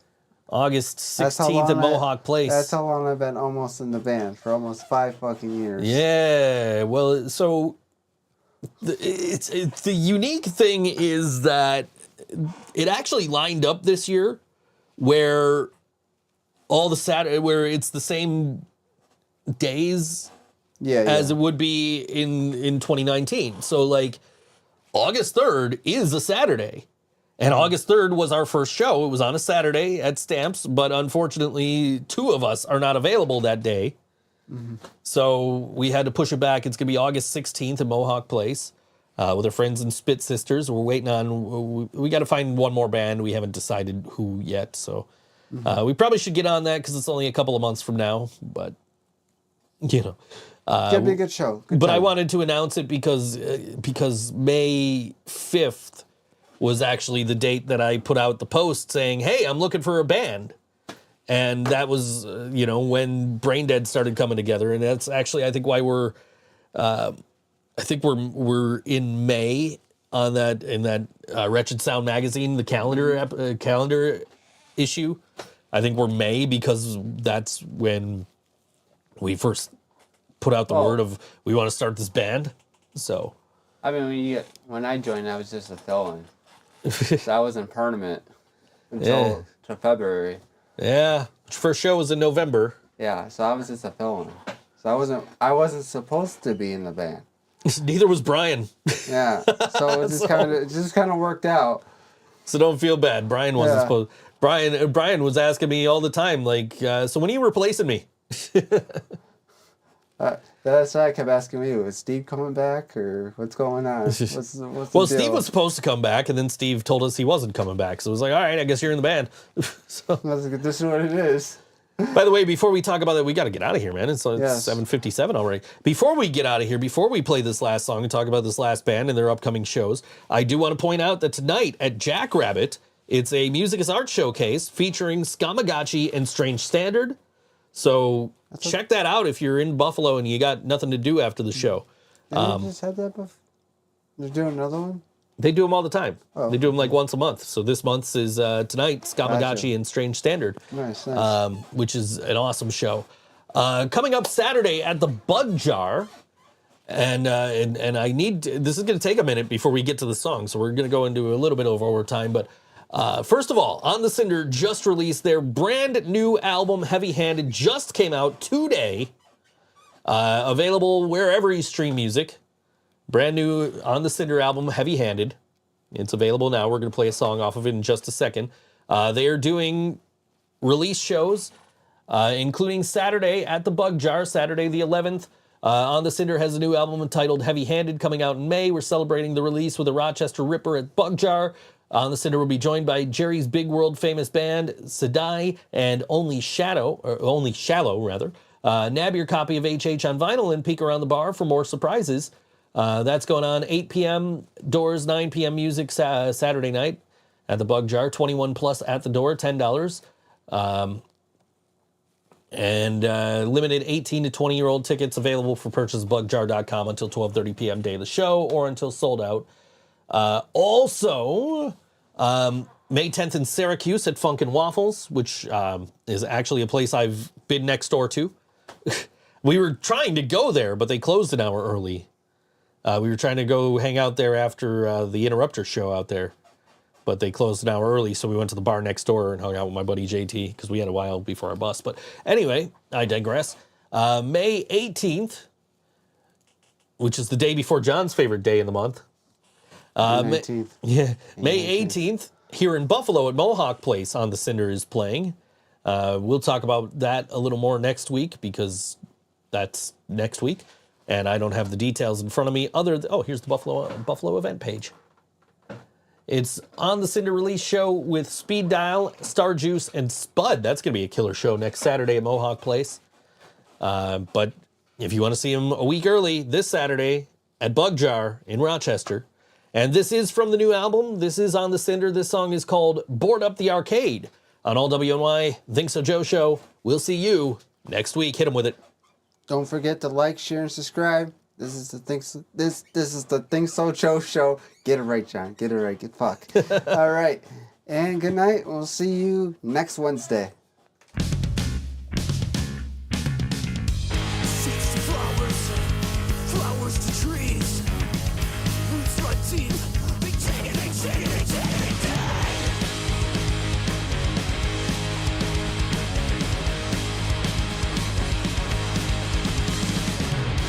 On the surface, a stomping ground.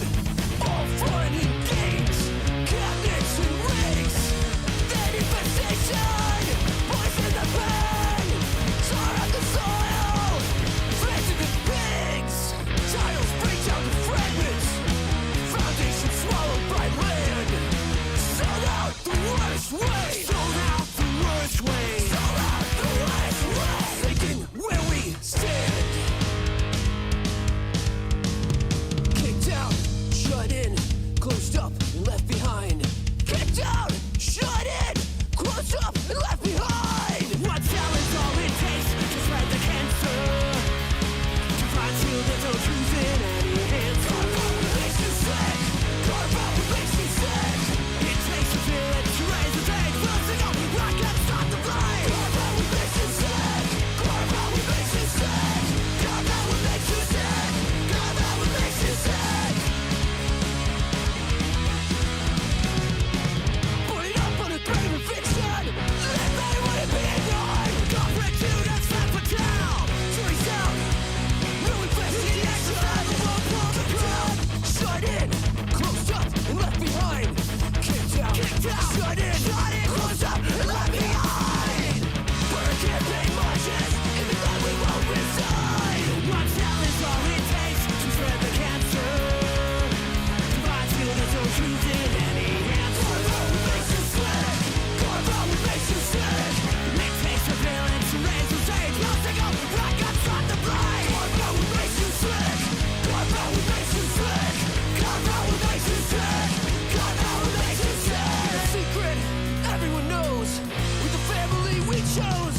Made it to level 3, where everyone looks just like me.